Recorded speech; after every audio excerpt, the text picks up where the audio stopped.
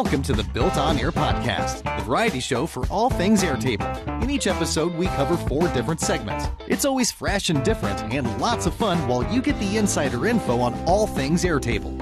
Our hosts and guests are some of the most senior experts in the Airtable community.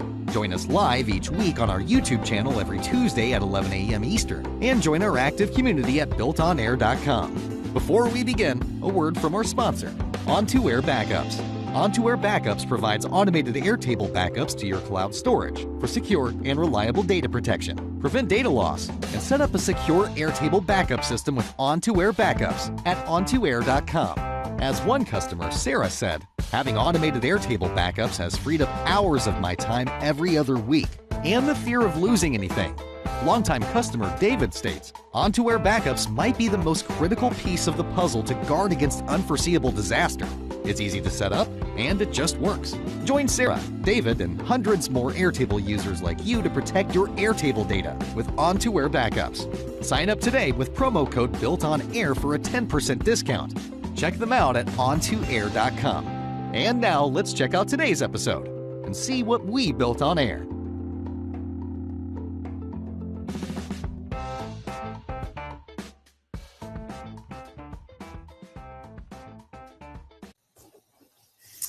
Welcome back to the Built on Air podcast. We are in episode 4 of season 16. Good to be with you all. We've got a full house today. Camille and Alli, as always, welcome. And Jen Rudd back with us again. Welcome back, Jen. Thank you for having me. Good to have you back, as always. We'll see what Jen's up to in a bit. But let's walk through what we're going to be talking about today. The Built on Air podcast is an hour-long show. We'll be walking you through. We start with our Around the Bases, keep you up to date with everything going on in all the Airtable communities. Then a shout out to OnToAir Backups, our primary sponsor. And then Jen will be walking through how to build proposals automatically in using different tools to do that. And then Camille is going to go through some of the updates to interfaces and in particular in the detail pages, some of the new changes that they've made, how those work. Then a quick shout out to join our community at Built on Air. And then finally, I'll wrap up with array slice focus on the new array slice formula function that's available. So around the bases. Few announcements from Airtable. The first one is they want feedback. This is good to hear. Maddie is the community manager at Airtable and is asking for ways to improve the community. So please share your feedback. There's definitely room for improvement. We've gone through many discussions on that front. So hopefully they will listen and will take and will make some improvements to the community. I see Scott has already begun. Yep.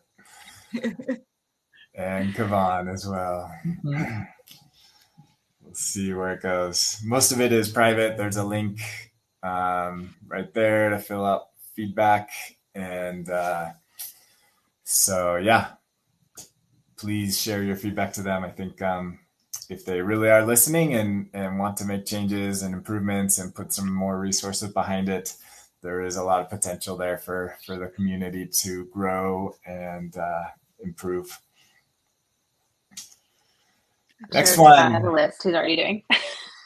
What's that? You're building the I'm list? sure Scott's list is mostly inclusive of what I would say. So Yeah. That's our spokesperson. Right, Scott. Scott's on watching, so he knows his task. All right. There was one announcement from Micah, Airtable employee, talking about improvements to update to the record details. Is this, Camille, is this what you're talking about? These changes? Yeah. Okay. So we will dive into this. And so just high level layout flexibility, more options, on canvas controls, supportive text, helper text, and a few other things. There is still the convert to legacy layout will continue to be available as well. Actually, I did hear from Airtable that they told me that will not go away until you can do everything in the new layout that you can do in the old one. So hopefully that is the case. Yeah, I will say I'll get into like some of the details later in the show, but many of the things that I in particular was complaining about were addressed in this update. Some of the things that I want are still not there, but I agree that this is much better than what it used to be. And this, coupled with some of the improvements to the legacy layout, does make it like a really viable layout option. You still might want to use the legacy layout. It really depends on what you're trying to put on the screen, but there are now some considerable positives to using the newer layouts. Again, some stuff is still missing. Yep. Yeah. And yeah, there's some good feedback here. Several, Drew with some good feedback. Very good. Yeah. So we'll dive into that. Here's just kind of the Meredith posted similar in how she's using the new stuff. So good conversation in the BuiltOnAir community about these changes. And I still want to be able to print a gallery layout because it looks like you can print it. You can turn on the settings, like the button's there, but then when you actually push it live, the button disappears to print, which is really annoying. Oh. It's like it's there. Just turn it on. I think because it's paginated, Airtable probably is like, well, how do you want the different pages to print? And they haven't figured that out yet, but they shouldn't show the button anywhere if it's not ready, because it's confusing. It is. Because I was talking through someone with an interface and we were building it and we're like, oh, great, it'll do exactly what we wanted to do. And we publish and no, it didn't. Yeah. I'm still so frustrated with the differences between just take the list layout, for example. You can do, if you're doing the legacy layout or the full list page on the interfaces or the list element, dragging it into the old element based layouts, there's 3 different sets of features that appear and don't appear seemingly without rhyme or reason. And it's just can't they all be the same? I'm so frustrated being oh wait, I can't do that unless I put it over on this type of layout, and I can't do that unless it's on this layout. It's I want it to just be consistent. Yeah. I don't know if we'll ever get that until they get all the new stuff, and that becomes the only way to do it. I know. I just want the add record button to work with any instance of the list. I would agree. Yeah. I really find it useful to have that button at the top to open up a new record form, or even the link to existing record that's also handled by that same button. Very useful, and you can't do it on the element-based layout views. I don't know how to describe, I guess the legacy, before there were detailed pages at all, you had the blank layout where you would drag individual items and record pickers, and it's getting very difficult to describe what I'm talking about. Yeah.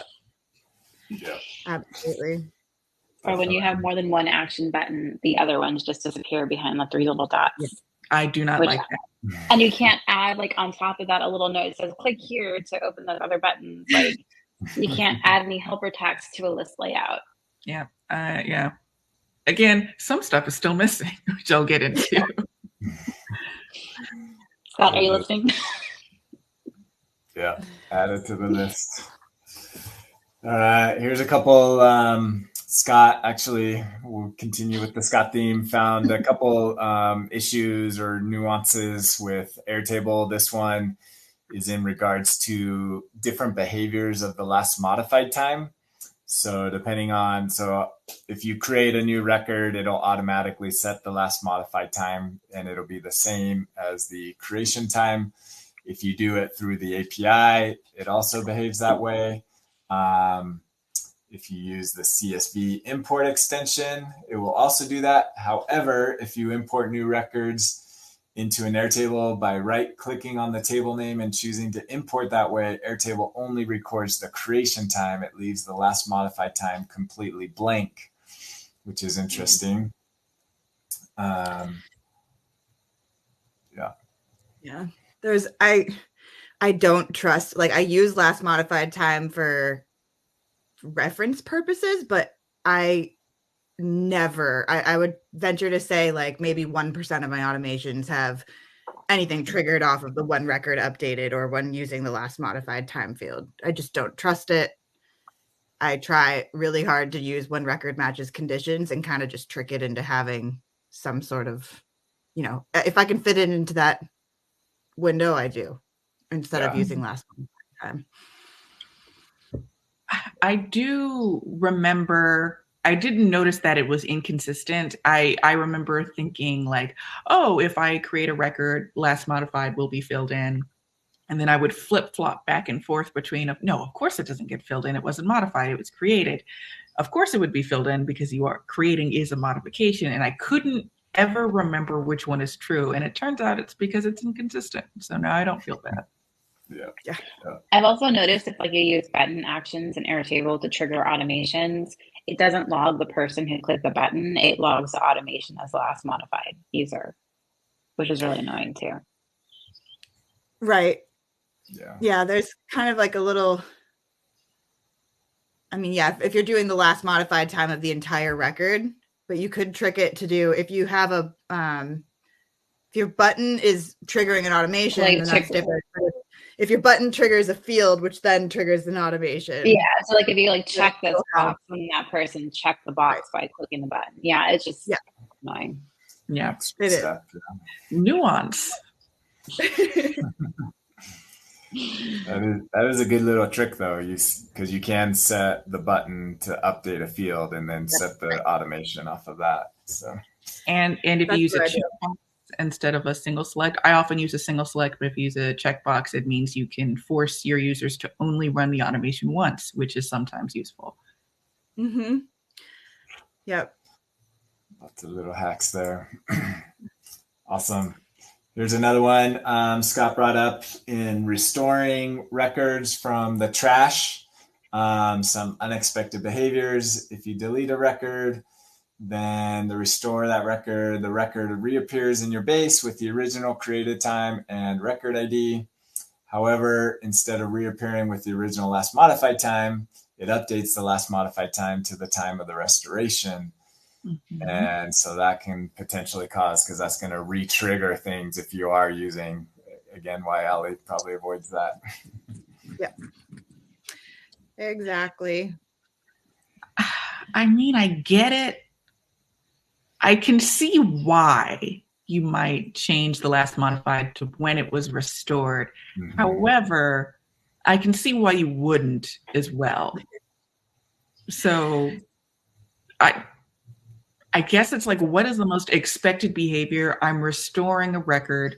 Give me all the values that it used to be. So don't update the last modified. I think that's probably the expected experience.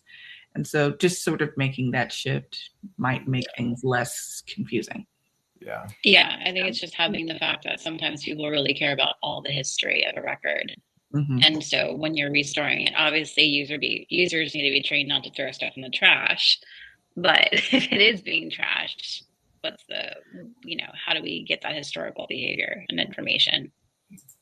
Right. And I like what Scott even detailed in here. It says that there is nothing that shows up in the revision history if you restore the record, even though it's changing the last modified time, it doesn't tell you why. So even if I feel like a happy medium would be, show in the revision history, this record was restored at this time. So that way there's some hint about what happened. Yep. Yeah. Although I do like it that it tells you who threw it away, though.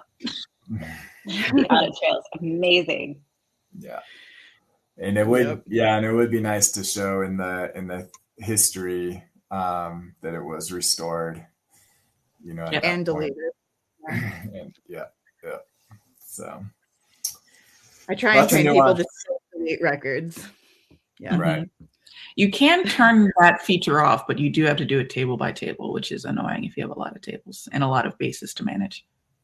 Mm-hmm. Oh, and here's one more. Scott says, and it triggers a newly created automation. So if you have an automation that triggers on new record, I try to avoid those as much as possible because you want to make sure it matches the criteria. Yeah, I think it would trigger basically everything. When record matches conditions, if it matches a condition at all, when record enters a view and when record is created. So they can help with the record is created because it's being restored. So they could probably eliminate that. But the other two, I don't know if there's a way around that. I think it would, because then it's like, when should Airtable tell you, yes, it has met your conditions, but no, it shouldn't trigger this automation, but it shouldn't be counted as created. Absolutely.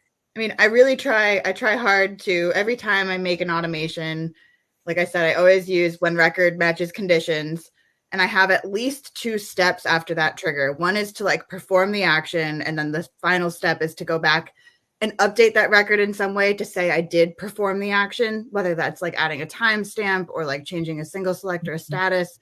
And then my filters for the conditions are like, this is true and this is empty. Like, so that way it's not going to trigger more than. Mm-hmm. Yeah, exactly. Yeah. All right, moving on. Going to Reddit. Here's a really good thread. Somebody doing some analysis of Notion versus Airtable for a fairly large database.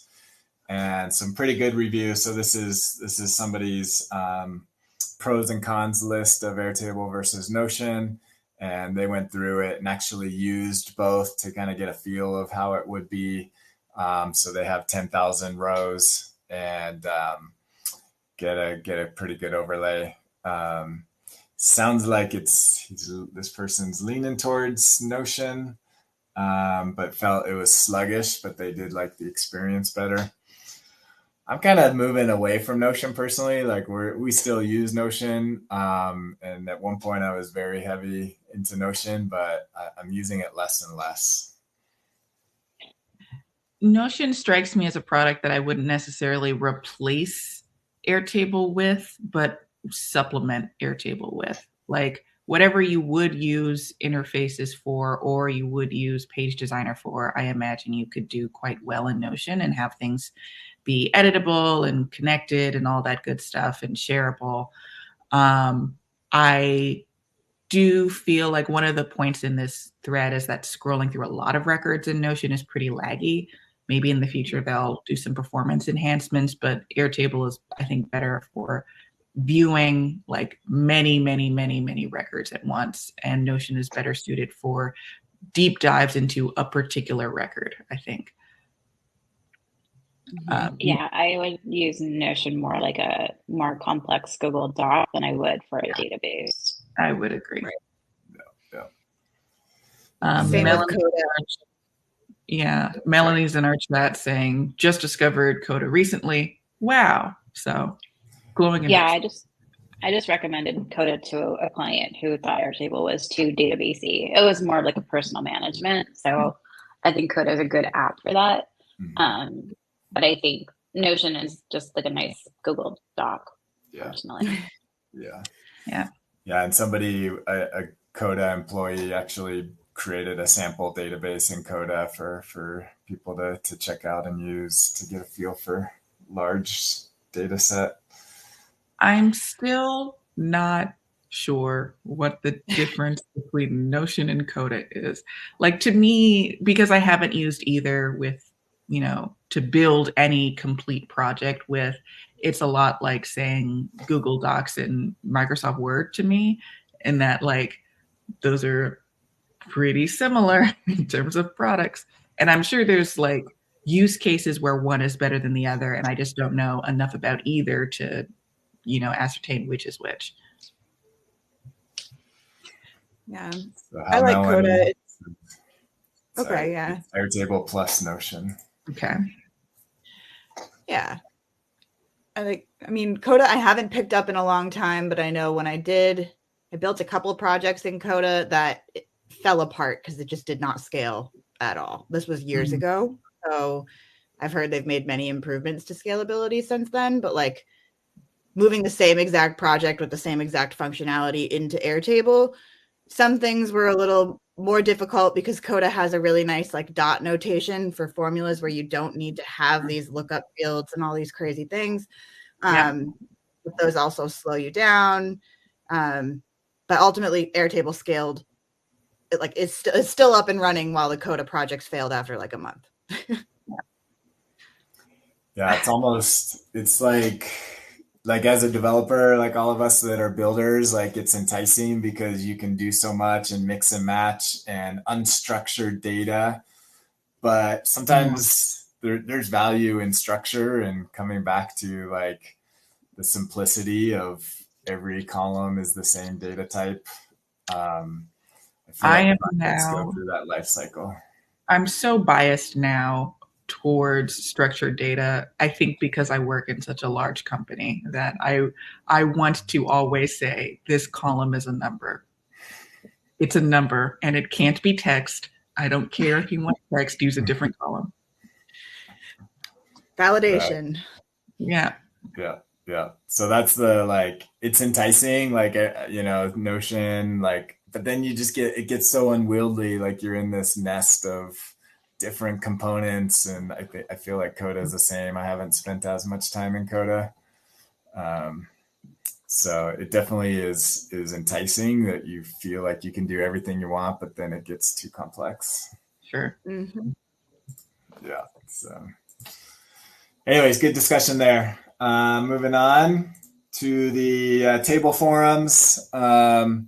This was, we talked about a previous post that was all about checkboxes. And only in these types of communities are you going to get people loving talking about checkboxes. Now we're talking about button fields versus action buttons and the pros and cons. And Kavan gives a good insight there. So what are the pros and cons to button fields versus action buttons? What are they? Who wants to explain the difference? Well, an action button in an interface can mean a million things now because we have a bunch of different iterations of what those are, depending on what layout you're on. Yeah, it's wild. But they can do many more things in an interface.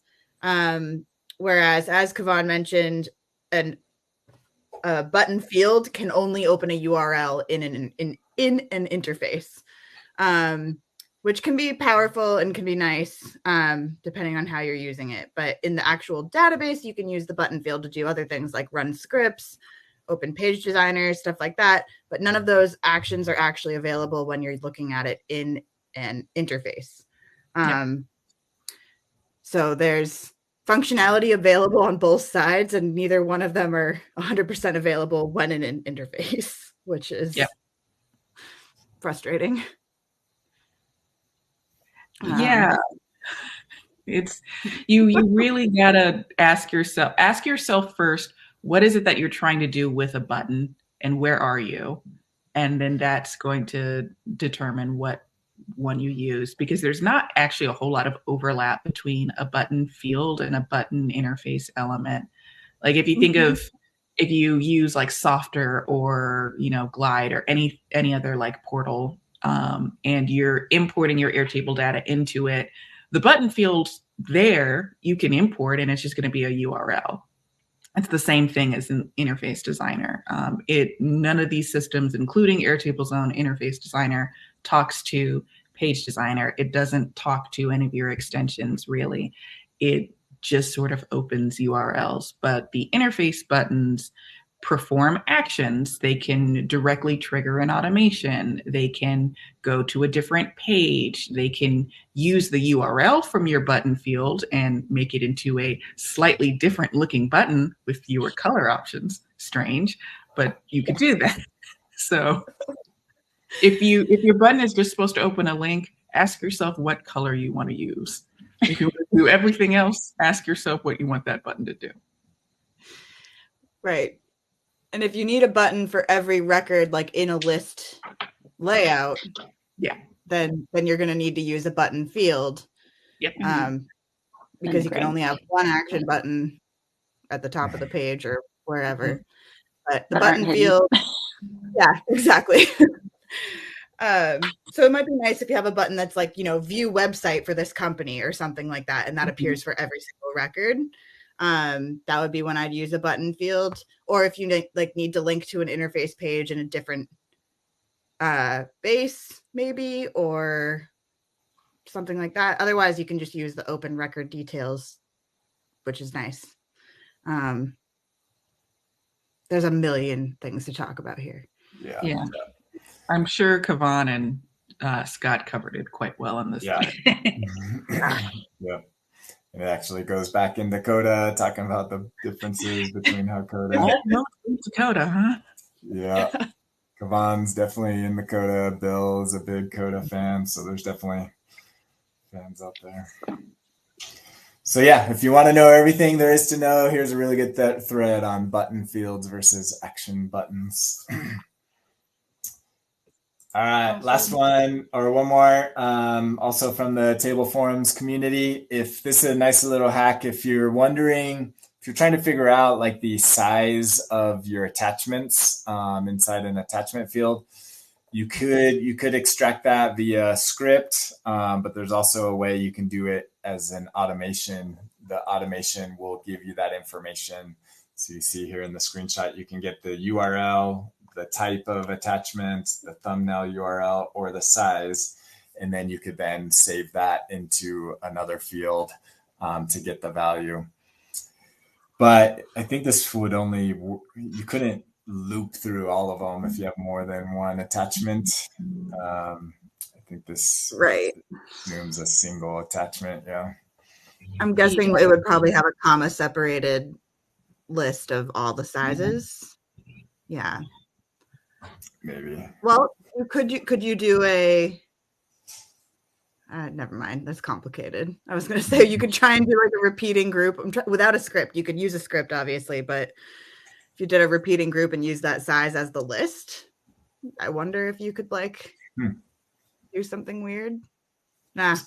We might have to do a segment on that.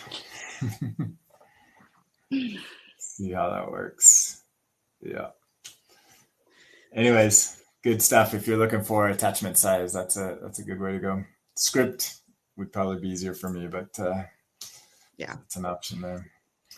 Okay, last one. This is from X Twitter, from Julian, who's a consultant in the space, and kind of gives a philosophical discussion of what should the focus be. Airtable. What is Airtable famous for? It's famous for its database, less so its interface. There's other products that are maybe stronger on the interface side.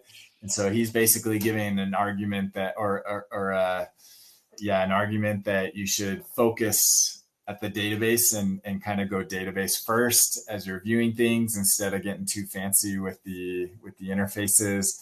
And even if you are using an interface, just use a grid view and kind of just do things.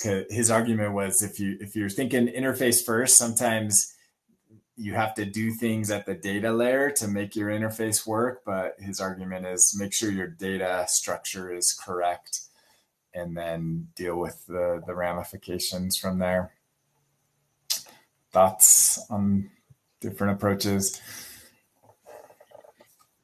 I don't know if I have a fully formulated response, but I think my inclination is more almost the opposite, because Airtable is not the best database. In fact, if you just look at it as a database product alone, taking just the grid view, no other views at all, it's way behind so many other different platforms because you have so many different limits in terms of the number of fields you could use, the number of records you can have, the number of field types. There's no JSON field type, although most of the other SQL-based databases that I can find have at least some contingencies for that.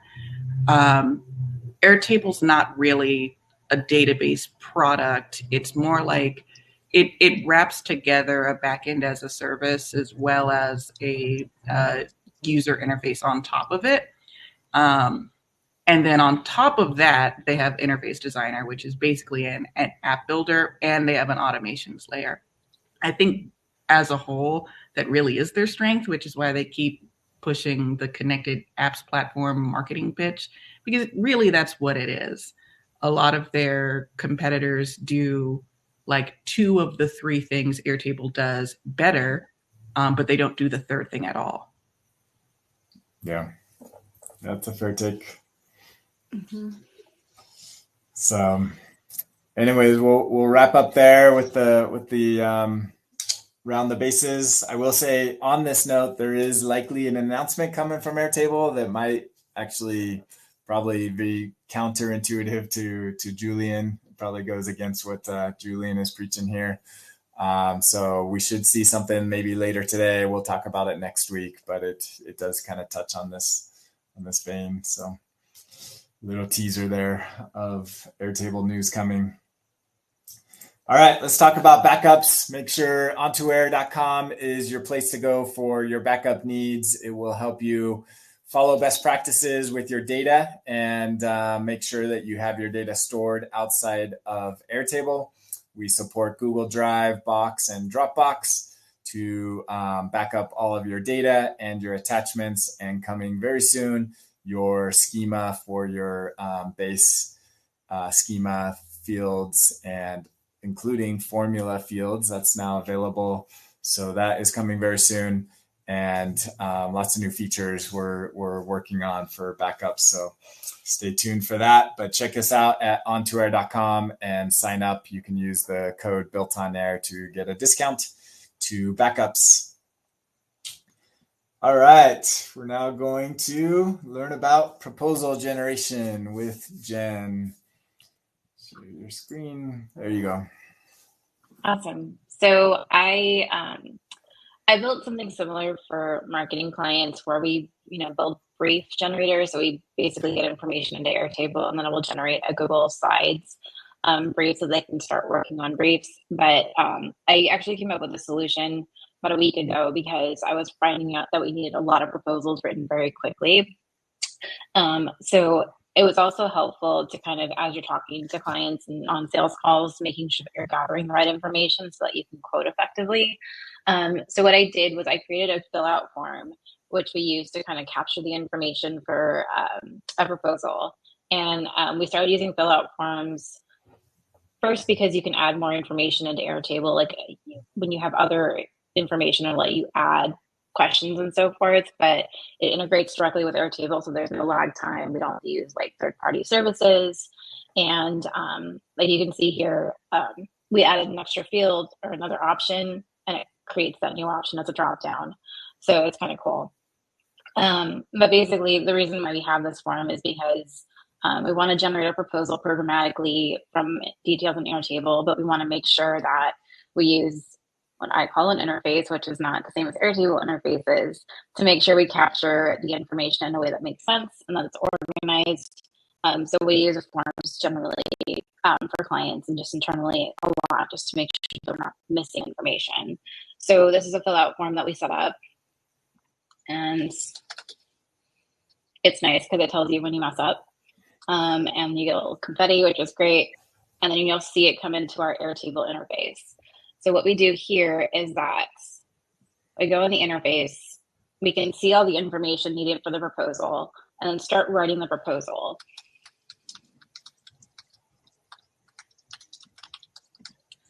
And marketing team, lots of people, cool stuff. And then we pick up the client logo, and I grabbed some logos this morning. And then I haven't been able to get the accent color or do what I wanted to do. But basically what we're trying to do is as much as possible from the Airtable interfaces, as opposed to doing it like going into Google Slides, duplicating a slide, filling in the information. But let's see, I probably didn't pick the right images. doing this too fast. And so like here's some stuff here. And then what we can do too is we use the new AI feature in Enterprise to generate some basic information. Like it takes this field right here and it gives me a lot of verbiage so I can review it, copy it into the description. I'm like, oh, this is super long, so I'm going to cut it down. And it says stuff I don't want. So this is what's actually going to show up on the slides. Then I trigger an automation and I fixed it today so it actually shows me the Google Slide link when I'm done. But we have an integration in Make. We trigger a webhook off of that button in Airtable, which is the automation. Then we use Make to go back in the Airtable and load all the values from that record. And then it creates a presentation. It adds the images to the slides, and then it returns the URL to Airtable. And you can see here that it doesn't like me, but it basically takes my, I'll go into Google Drive because this is being annoying. Give me 1 second. But basically what's nice about this is though, even though the images aren't exactly perfect, it fills in the information for us so that we can just make adjustments and then move on. So like we can fill this into the placeholder and stuff like that. So, and then we can just take out slides that don't make sense for that particular proposal. So it's still like a work in progress, but it just saves a lot of just the generic time, and it also sticks that AI generated blurb on the page for us. So it's just trying to be more efficient with the time. And also the biggest value that we've seen so far is that we can really look at requests and proposals and make sure that we are capturing all the information and we know how to respond to a request very quickly. So something that we just tried out. Very cool. Yeah, that's awesome. So after Make creates it, and then it saves the link to it back in Airtable. Yeah, it does. And I just fixed that this morning, and I think I just need to add some kind of criteria to it. So like if, the webhook gets triggered, I just go back into Airtable, and then it copies that template. It puts in, because we have these variables, let me get my template.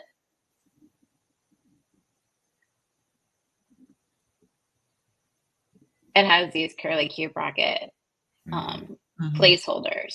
So all of those placeholders become values that you can fill in. Yeah. And so then we go in and say, okay, now to this proposal, replace that logo tag with the client logo here, which is the Airtable attachment URL. And so I can't figure out how to get it the right color, like to fill the placeholder, but I'm getting there. I'm working on it. But this is just, it's helpful for me, at least getting the words on the page and getting stuff in order without having to go in and do copies and pastes and so forth. It just at least puts the right place information on the right page. So you basically did like a mail merge, but with Google Slides. Mm-hmm. Awesome. Yeah. Yeah, and we had a client a couple of years ago who needed like a brief created, and they were using PowerPoint. And we're like, well, can you go to Google Slides? And they're like, yeah. So I'm like, okay, well, we can use Zapier to do it. Now I've just been using Make more often, but it's still pretty cool because you can upload images and so forth.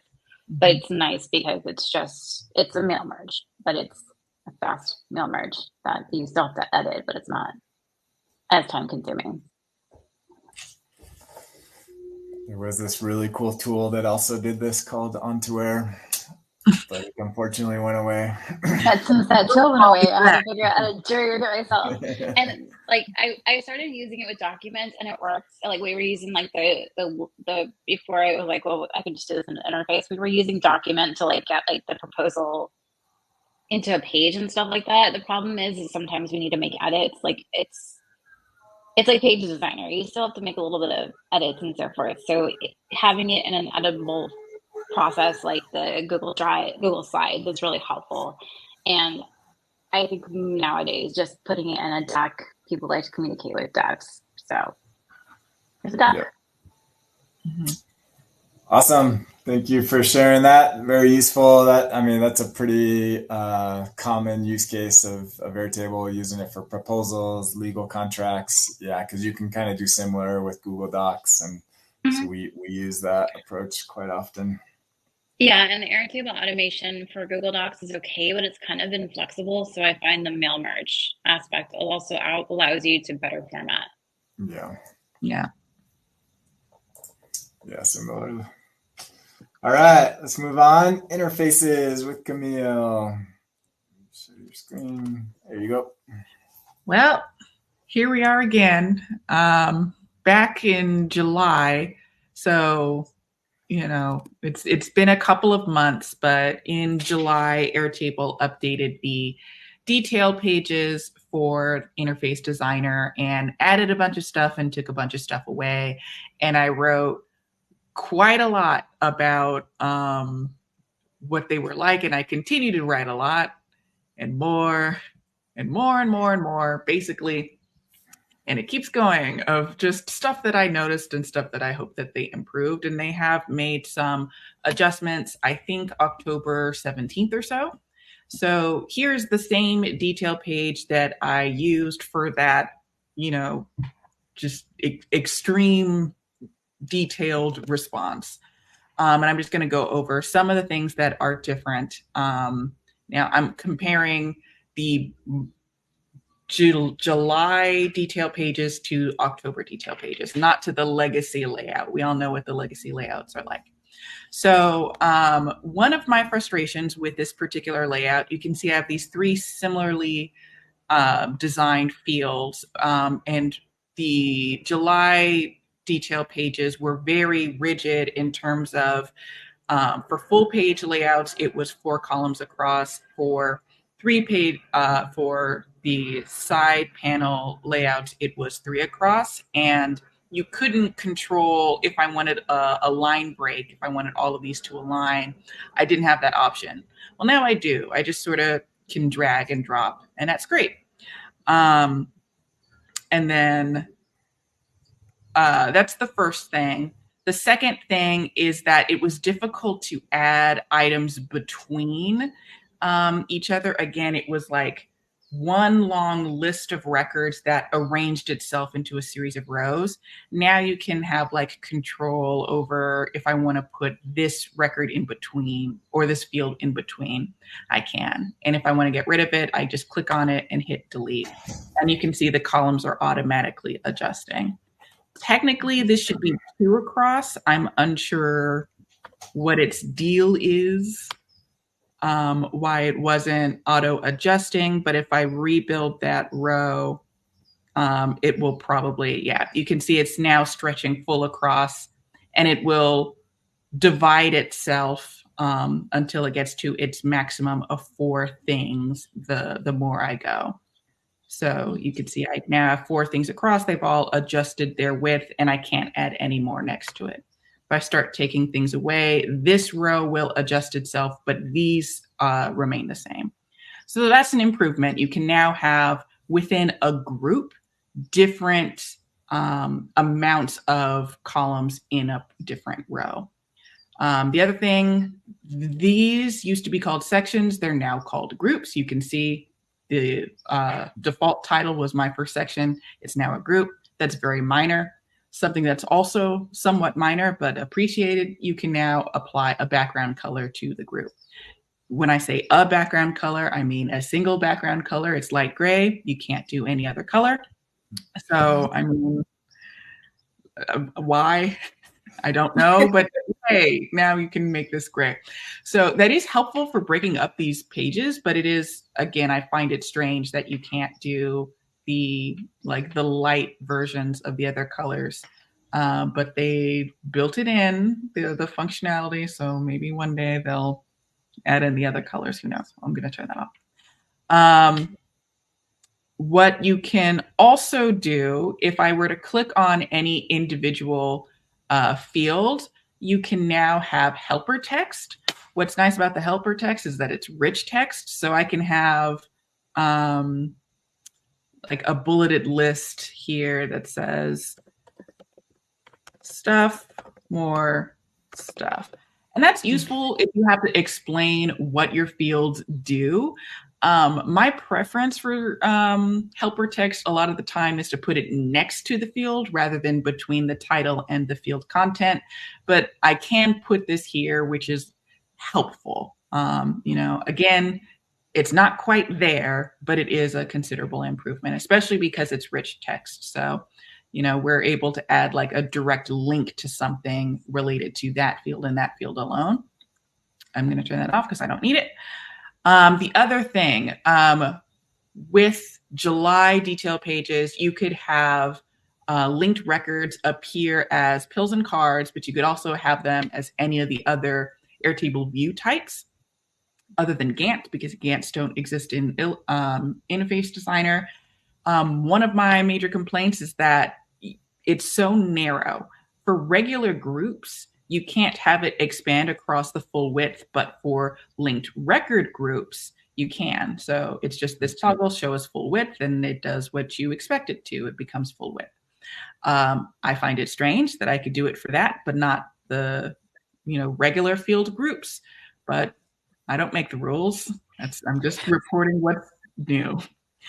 Also, in the July detail pages, regular sections, now known as groups, could have descriptions. Again, those are rich text enabled, but linked record groups could not. Now they can. So if I preview with no description included, it's going to get rid of that space automatically.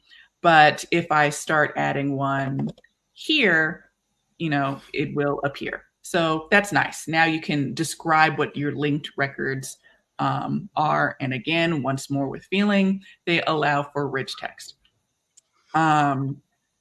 That's nice. Before I forget, another one of my complaints is that in the July detail pages, you could only show one field once on the page. Sometimes what I like to do is have a read-only version of a field up at the top and an editable version at the bottom after I've explained very thoroughly what you're supposed to do with that field. If you want to show a field more than once, you can duplicate it. And now I have two versions of the same field. So yay, that's a... And they're both can be editable? This is a formula, so I'm going to duplicate one that's not a formula. This is a regular text field. If I make that one view only, right, this is view only, but this one is editable. So that felt like a minor complaint for me, but I'm very glad that it's here because I don't need it so much with these types of fields. What I really needed it for was for linked records, because sometimes I wanted to show it as a gallery and sometimes I wanted to show it as a as a grid underneath. And you can duplicate this whole section again. So the duplicated one doesn't come in as full width, but you'll notice that it does keep the description that I typed in. Is there any other major adjustment that I have forgotten? I don't know if there's a major change since the July version. Again, you can keep the useful features of having end user control over the view that they're given, and as well as like drop down filters. You could also use their tab filters. That's very useful. But I think those are like the main changes that I noticed in this adjustment. I think this is a better system than the July system, just because you can have that control of this row in this group should have two columns, or maybe it only needs one column and it spans the whole way across. It's more evident if I make that extra large. That's very useful. And these down here, I 1 and 4. Now I have that control. In legacy layouts, the maximum you could put next to each other, I think it was 8. You're cut down to 4. So there's a lot more spacing in the new layouts versus legacy layouts. But it gives you like a piece of the flexibility that you used to have. And if you need things like these filters or being able to like search and all of that on your linked records, now it might be the case that the newer detail page layouts are better suited for your use case than the legacy. It now really depends. Before it wasn't so much a toss-up. Now I think it's kind of a toss-up. It depends on like, yes, I need my helper text to be next to the field, or yes, I need more than 4 things next to each other, or I need this group to span the full width, or I need some color other than gray. If any of those are critical for your layout, and sometimes they might be, then the newer detail pages still aren't quite there. But if none of those are super critical, then you might want to take a look at them again. Awesome. Very good. Very helpful. Keep us up to date on all the interface changes. I sure will. Yeah. I wonder, that's one thing, like the full width. And in talking to Airtable, obviously mobile was the main driver to move to kind of this approach. Mm-hmm. But there's still times if you're web heavy that you want the 8 columns or a full width. I wonder if they'll address that. Well, one thing that isn't quite addressed yet, you can make grids full width, but you can't make them any taller. This is the height. And if you change the row height to its smallest, which is short, the maximum number of records that you can have visible at a time is 10, I think. It might be 11. That's not a lot of records. Why? Airtable, please. Yeah. I think that's my outstanding, most major complaint. I can deal with the buttons being somewhere else on the page than I want them to be, as long as I can put them there. I can't deal with only showing roughly 10 or 11 records at a time. I love that I can make it full screen, but I also need that vertical height. This really only affects the grid view. List views will auto adjust their height for you. I'll just demonstrate. It knows how tall the list is supposed to be. Obviously, with gallery, you have control over how many rows there are on a page. So it really is it's the grid view, and I misspoke. Actually, Kanban kind of has this problem as well, that you don't have control over how tall it is. I think you should be able to control how tall it is. I have a lot of linked records. I think they really try to force the list view, and the list view doesn't really solve, because the grid view has the ability to do statistical analysis, whereas list view doesn't. I would agree. The very use case that I'm building for has a lot of numbers in it, and we want to be able to see the sum of those numbers across whatever grouping we're using. And list view looks nice, but it doesn't let me do that, and that's kind of a deal breaker. So I'll use a list view where I can, but if I need this thing, my only option is the grid view. So yeah, absolutely. I wish you could choose kind of like you can on the gallery, it automatically paginates. I wish you could do that with any of the views, show all of the records, because sometimes if you have a lot of records, you don't want them all showing because it takes up, you don't want somebody to scroll and scroll and scroll. So if you could just say show 10 at a time and have a little page switcher, that would be amazing too. But I would agree. I think you could use it in conjunction similar to the row height thing, where I don't need pixel control necessarily, or to use a grid system. If you give me just these 4 options, if this height that I'm showing on my screen right now is short, and then I have the option to make it a little bit taller, or a little bit taller, and a little bit taller, that would also work. Or to go straight into just show me a maximum of 50 records, and then it just paginates. I would be fine with that too. But this right here is not enough. But that's really hyper focused on that one limitation that's been there since July. It's still there. This is better. Yeah. Still not there. Yeah. I will say I love that they put the appearance tab on the same, they like merged it into just the one detail thing. Yes. Yeah, that, because I'm constantly changing, like if you're on a text field or like a single select, I like to make those large a lot of the time. And now you can all on the one screen, which is saving lots of clicks for me. Yeah. Because you already have to like click into the item itself, right? You don't want to do another click up here to the appearance tab. So, right. Yeah. Yeah. Awesome. Thanks, Camille, for going through that. And I'm sure we will continue to keep you updated on as they improve interfaces. Definitely an area where lots of resources are being put into. All right, quick shout out. Join our community, builtonair.com/join will get you in particular to our Slack community of thousands of Airtable fans and users, and talking every day, all day about Airtable and how to use it in your business, and ask for help and share cool things that you're working on. So join us at builtonair.com. Final episode, we're going to talk about Array Slice. Array Slice is the newest formula function. It came out a few months ago. And so, as you know, if you create a formula field, then you have different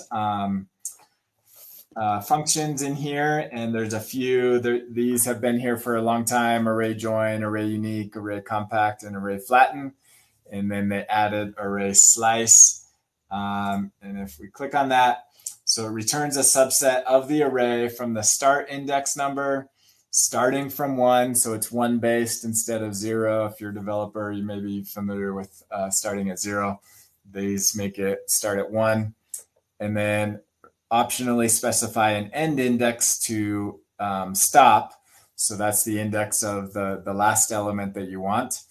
And you can also use negative numbers to count from the end to get to where you want to be. So if you want just the last one element in an array, you can use -1. If you want the last 2. And we've got Bill French listening in, sharing with us. And can you use array slice as a form of split? Let's find out. Let's see what happens there. So basically, this works. We're going to go through a couple of scenarios to see when it works and when it doesn't. But the main use case is using this with lookup fields, where you are looking up into a linked record that then returns an array. So a lookup will return an array. An array is basically a set of items. So if you have a lookup field that's looking into a linked record, that can be one or more elements. And so this will extract from that array the elements that you want. So maybe you just want one item in there, or maybe you want multiple. We'll do a test to see what's going on there. So this one right here, this array, this is looking at a link, which is, let me double check, make sure my link is, yeah, so here's my link. So this is linking to another table, and it allows for multiple. So I've got 2 up here and I've got 1 here. And so, so this one is using a -1. So that's getting the last element in the array, and it's only getting 1 because I only have 1 item. And if you're using a negative, then you probably wouldn't. Let's see if this works. So basically, I want to get from the second to last item, and I want it to end at the last item. I wonder if that will work. Let's test this out. I think I broke it. I just crashed Airtable. The circle of death. There we go. Okay, so let me get one more in here. Okay, so we've got Facebook results. So it did not work because it brought in all 4 of them. So that one didn't work. If I change it to just -1, that should just return a single one. And that does not work either. That feels like a bug though, right? So I think it's because, so it doesn't work on the link itself. So this is the actual link. Oh yeah, this is why I built it. I did this base because I was going to show it last week and I've forgotten my use cases. But so this is trying to extract from the link itself, and it doesn't seem to work directly on there. But if I add a lookup field on that link and I just get the name, then if I did it on there, that does work. So it doesn't like the link itself. You have to create a lookup on that link. So here it's pulling in the last item. So my last item is results summer travel spotlight. And that's what I'm getting here. So if I do it on here, if I were to do a -2, then it'll get the second to last one. And it pulls in from the second to last to the end. So if you don't put in that last parameter, it's going to get all the elements to the end. And so if we change that last one, I do -2 and I want it to, let's say end, well, let's do -3 and end on -1.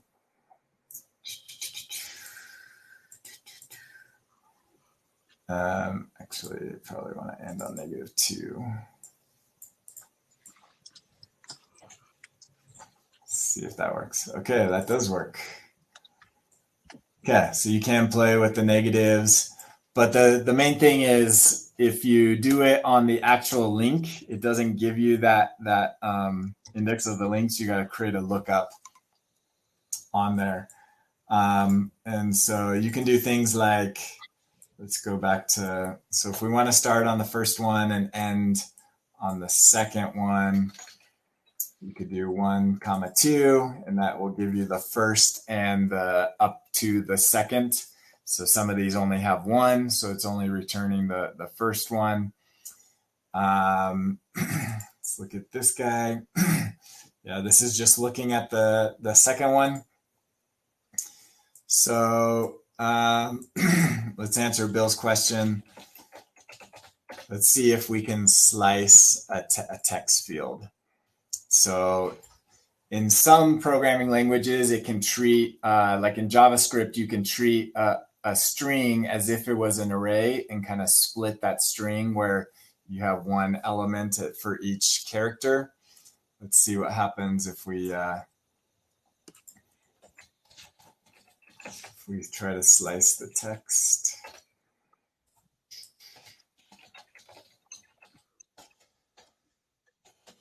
We get the name, and let's just get the second to fourth. So we'll just get a couple in between, and it does not work. So you can't slice it. So is there a way to convert the name into an array that might help? We did array join. No.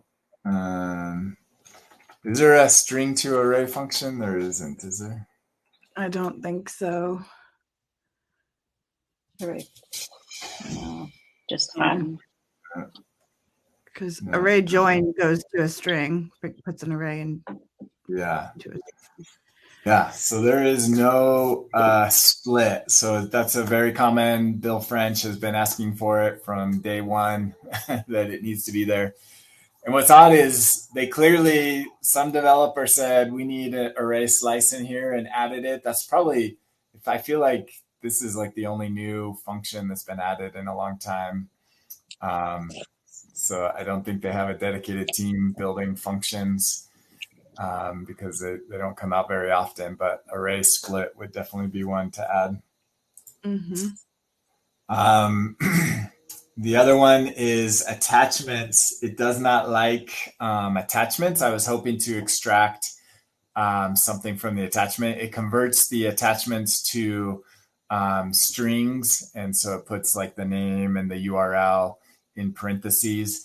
And let's see, is this a lookup? Yeah, so this is a lookup, and it didn't give me just one, so it converted the whole thing into there. I was hoping it would just return one, but it doesn't like attachments from my testing, so attachments are tricky.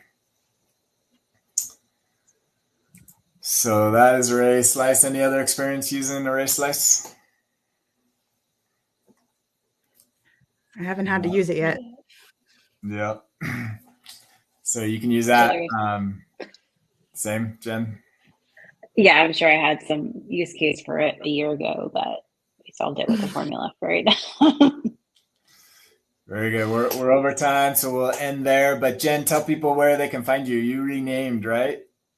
Yeah, it's redconsulting.io. What is it? You can Red Consulting. Redconsulting.io. There you go. So no longer Grow with Jen. It's not, unfortunately. But if you look for Grow with Jen, you could still find it, because I haven't done that good of a scrubbing. No worries. Glad to have you back, and we'll have you on again. And that's our show for today. We'll see you all next week. Thank you all.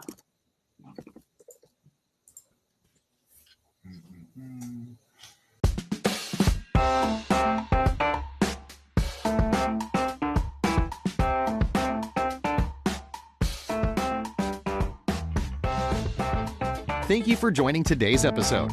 We hope you enjoyed it. Be sure to check out our sponsor, OntoAir Backups, automated backups for Airtable. We'll see you next time on the Built on Air podcast.